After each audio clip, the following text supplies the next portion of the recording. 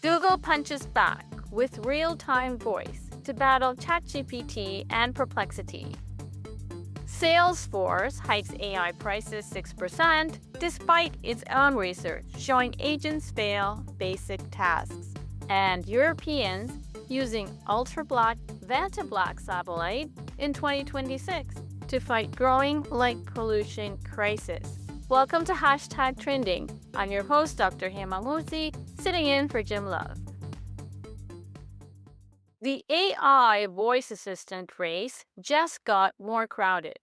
Google has launched Search Live, a new feature that lets users have flowing voice conversations with its AI mode search function, marking the tech giant's latest move to compete with OpenAI's ChatGPT voice and Perplexity's conversational search.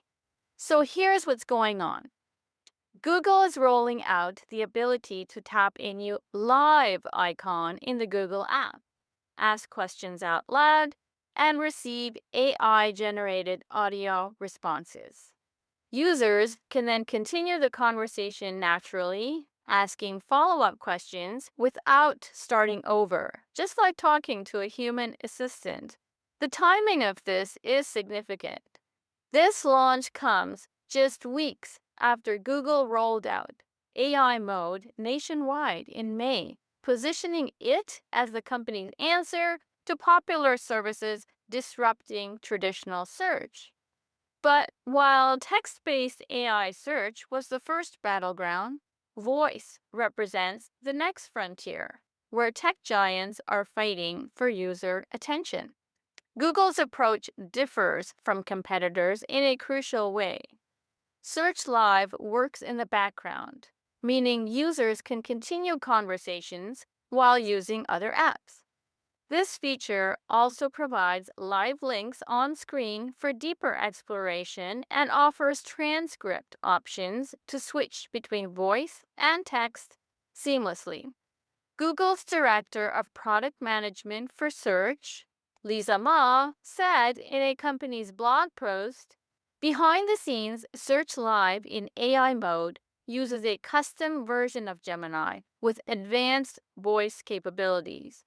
Our custom model is built on Search's best-in-class quality and information systems, so you still get reliable, helpful responses, no matter where or how you're asking your question." The blog post stated the following example of how this can be used. Suppose you ask, "What are some tips for preventing a linen dress from wrinkling in a suitcase while you're packing?" Then following up with, "What should I do if it still wrinkles?" without losing the context thread. However, this creates a three-way battle for voice AI dominance.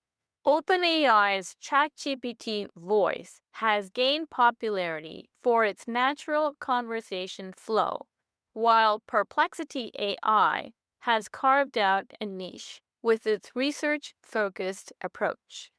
Google's advantage lies in its massive search infrastructure and real-time web access.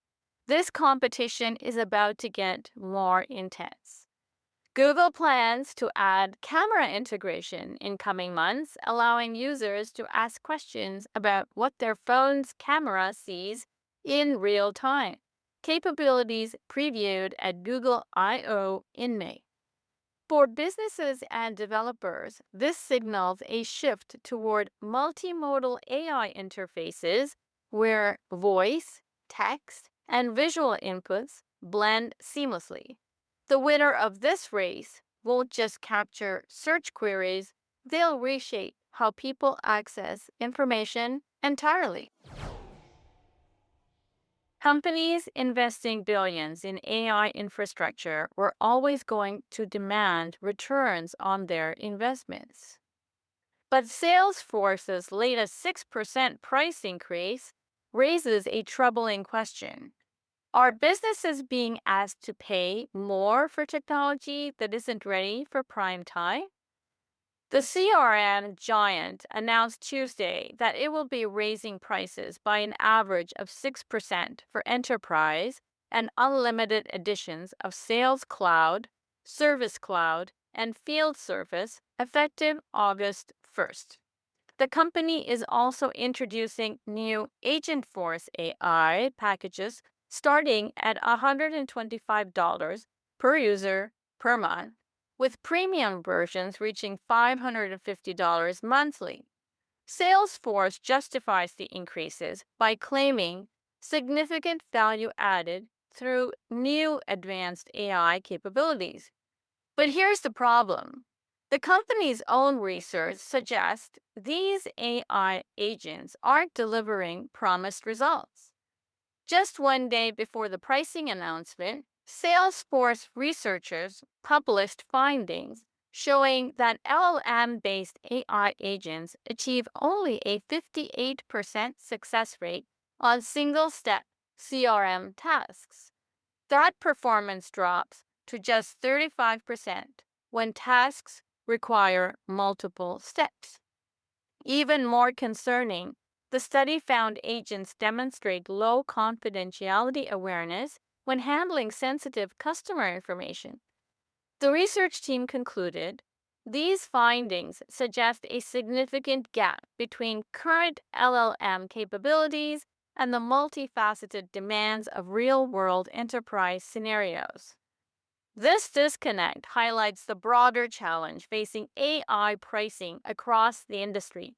Bill Patterson, Salesforce Executive VP for CRM applications, said that AI vendors are still hammering out the right pricing model, and any biz that thinks they have it all figured out is kidding themselves. For procurement and IT managers, this creates a perfect storm of confusion. Companies are being pressured to adopt AI solutions with unclear value propositions, inconsistent pricing models, and according to Salesforce's own data, significant reliability issues. There's a lot riding on this. Salesforce co founder and CEO Mark Benioff told investors last year that AI agents represented a very high margin opportunity for the company. Meanwhile, governments are banking on similar technologies. The UK expects to save £13.8 billion by 2029 through AI driven efficiency programs. But the reality of the situation comes out of this research. When AI agents can only complete basic CRM tasks correctly about half the time, are businesses paying premium prices for incomplete solutions? The bottom line is that companies need proven results before paying premium prices.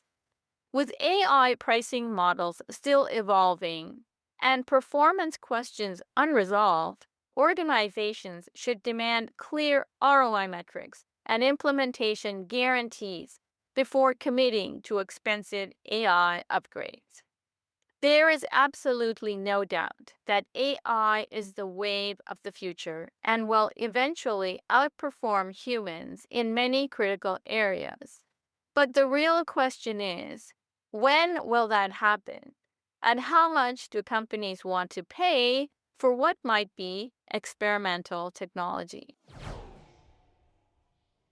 Astronomers worldwide are facing a growing crisis that's threatening their ability to study the cosmos. More than 14,900 satellites currently orbit Earth, with SpaceX's Starlink network alone accounting for over 60% of all spacecraft circling our planet. What's alarming is the following. Experts predict that this number could explode to over 100,000 active satellites within the next 50 years.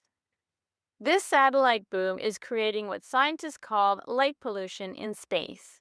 Sunlight reflecting off shiny metal satellite swarms is brightening the night sky, making it increasingly difficult for optical observatories to conduct research.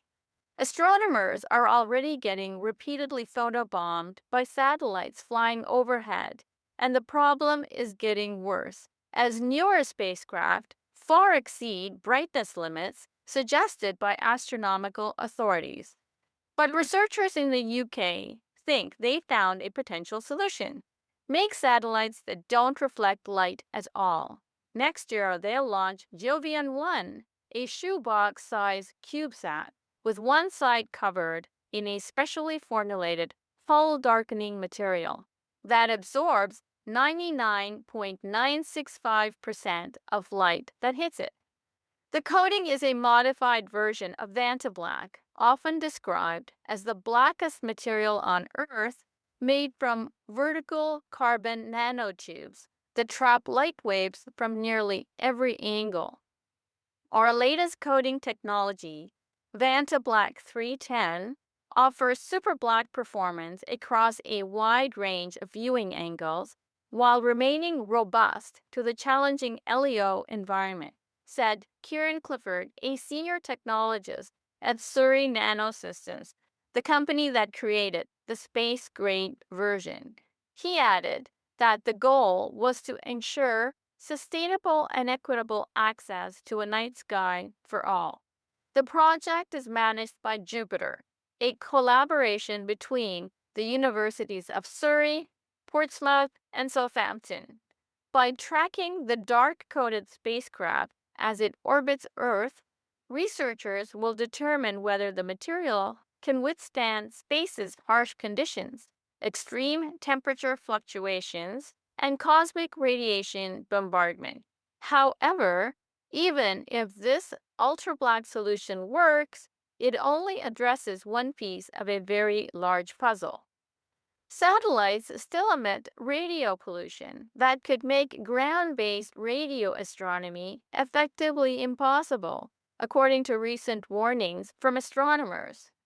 The growing satellite population also increases collision risks, contributing to space junk that creates even more hazards. Additionally, when private satellites burn up in the Earth's atmosphere at the end of their short lifespans, they release metal pollution into our skies in ways scientists are still trying to understand. So, how important is this work?